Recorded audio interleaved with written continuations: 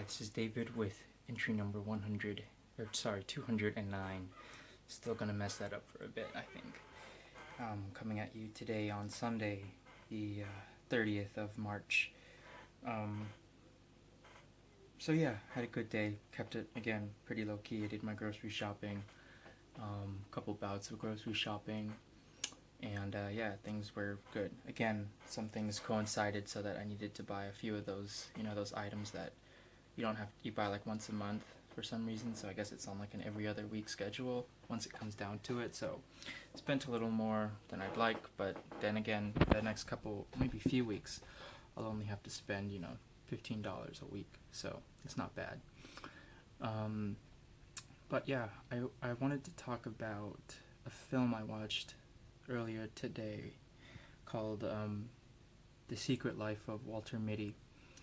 And I thought it was very, very good, and I think it would make a very good double feature for Yes Man and Walter Mitty, because they're very similar in their story and in the plot. Basically, Yes Man was with Jim Carrey. It came out, I think, in 2008, and it was about a man who, or maybe 2009, about a man who is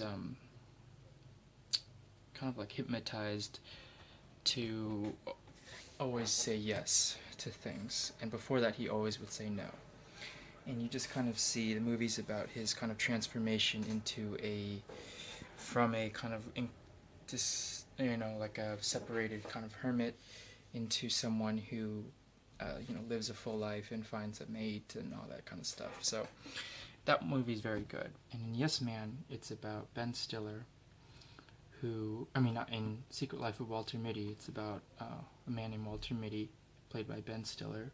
The film was also directed by Ben Stiller, so that's pretty impressive. And I think it was produced too. But Ben Stiller's character, Walter, he doesn't have a bad life. He actually has a really good life as the negatives archivist for Life magazine. Unfortunately, he works for Life magazine, which means that his company is reformatting into an online magazine instead of physical medium.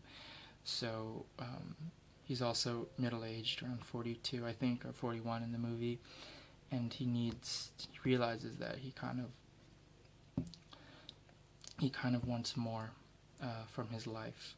He's lived a good life, perfectly harmless life, but he wants more from it. And Walter Mitty also suffers from not really delusions, more like illusions. So he'll just kind of stare off, get like kind of a blank look on his face and kind of stare off into nothing and imagine things going a different way, or him doing extraordinary acts or some kind of, it's really cool how they intercut it in the film. You'd have to see it yourself, but it's kind of like he just kind of like the environment gets like pushed around according to his will, and it's really, really cool to watch. Very good effect work by whatever studio did the visual effects. But yeah, it's a very fun time with that. And basically Walter decides, he's setting up his eHarmony profile or amending it, and when he needs to add information to his like been there done that page or whatever, he has nothing. I think he says he's gone to some Midwest state once, and he kind of realizes that he needs to change his life in order to get the things he wants, which is this girl who just started working there, played by the lead from Bridesmaids. Used to be in SNL. Forgetting her name, but it's not that important. But to get the girl, he needs to expand his horizons, so to speak. So what he does is he basically has good relations with this really famous photographer, this kind of like National Geographic style photographer who goes out into the danger zones and wilderness and takes amazing photography. And this photographer hears about Life's ending, and Life magazine's ending, and sends Walter his perfect photo for the cover. His what does he use? He calls it like the quintessence of life. The quintessence of life. And there's a kind of a temporary manager, transitional manager comes in, and he's really jerky and kind of, like a really stereotypical white collar, kind of sleazy scumbag guy who's basically a cleaner who has to fire everyone. And he's really on Walter. When he opens up the film, he notices that the negative isn't there, number 25. And his boss says, I need that negative, because he knew that it was supposed to be the cover for the final issue. And Walter uses this opportunity to get out of the country and track down this famous photographer who was played pretty awesomely by Sean Penn. And it was just a really, he just goes on this crazy adventure to get this negative back. And the story plays out in a pretty fun and somewhat unexpected way, and I really enjoyed it. And it kind of, the message of it, I think, is really quite nice in that, you can't just live your life on the sidelines, and you can't just kind of let things go. If you want something, you have to be, if it's something that you truly want, you need to be able to spend the energy, the calories, or whatever, and seize it. Get it for yourself, or at least try your hardest, because everything is right there.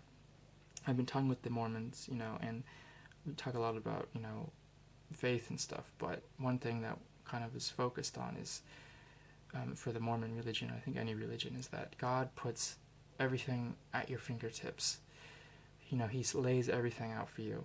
It's all there in front of you, and all you have to do is kind of just reach out and take it and accept it, And I think that kind of moral stance is something that you can really adopt in anything in your life, If you really want something and it's really worth taking or really worth getting, then go get it, you know what I mean? Just don't wait for it to come to you. You need to be the one to go and try and do things. Because waiting for stuff to happen, life doesn't work that way. It never has. And I think even from an evolutionary perspective, that's kind of been bred away, because those guys who were just standing there waiting to spread their genetic seed, so to speak, they just ended up staying there, and they never had kids because they didn't put themselves out there to spread their seeds. So, evolutionary speaking, I think it behooves people to some degree to be kind of more pushy, more, this is mine and I want it and I'm taking it, always to a degree. Remember that, always to a degree. But I really liked Walter Mitty, The Secret Life of Walter Mitty, and I'd highly recommend checking it out if you like pretty funny dramedy. I guess it's a dramedy, dramatic comedy. It's very good. And so I think I'll wrap it up there, as it's been a little long, but I'd highly recommend watching it if you haven't, or rewatching it if you have, because it's a very good film. Thanks for watching. This has been entry number 209, and I'll talk with you tomorrow. Bye.